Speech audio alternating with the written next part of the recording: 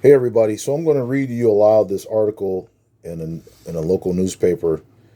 It was written by Grace Hawk, USA Today, a writer for USA Today. It's called Gunfire at School Hits All-Time Record in U.S. Children on lockdown, armed officers rushing into a school, parents and loved ones in tears waiting outside. It's an all too common scene in the United States where gunfire on school grounds is a historic level.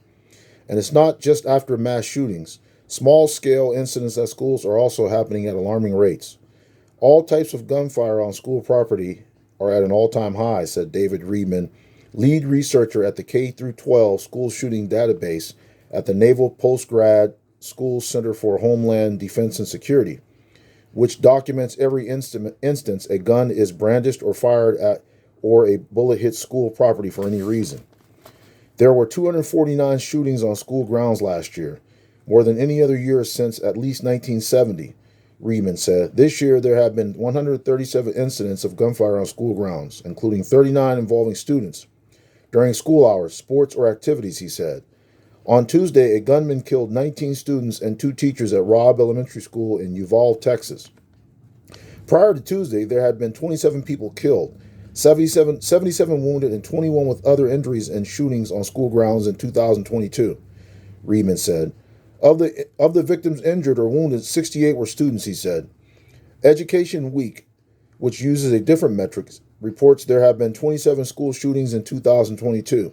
The outlet tracks shootings on K 12 school property or on a school bus that resulted in firearm-related injuries or deaths and occurred while school was in session or during a school-sponsored event.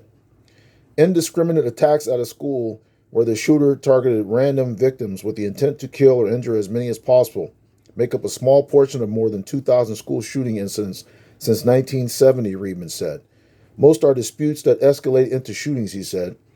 Otis Johnson, executive director of the Johns Hopkins Center for Safe and Healthy Schools, noted that the National Center for Education Statistics reports the number of school shootings with injuries or fatalities has increased steadily for the last 7 years and is higher than ever recorded.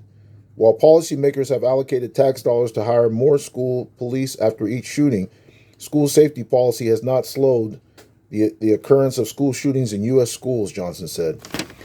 Every town for gun safety, a gun control advocacy group, released a report this year that found at least 136 instances of gunfire on school grounds between August 1st and December 31st, a figure nearly 4 times the average for that period since every town began tracking gunfire on school grounds in 2013.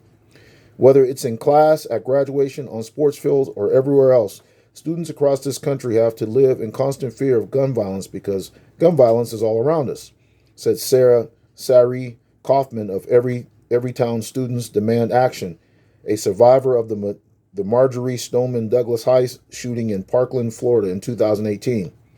In 2020, firearms became the leading cause of death among children and teenagers in the U.S., overtaking motor vehicle accidents, according to recent research using data from the Center for Disease Control and Prevention. So once again, this was an article called Gunfire at School Hits All-Time Record in U.S. It's written by Grace Hawk from the USA Today. Thanks. Don't forget to like, subscribe, and message. Want to hear what you have to say about this.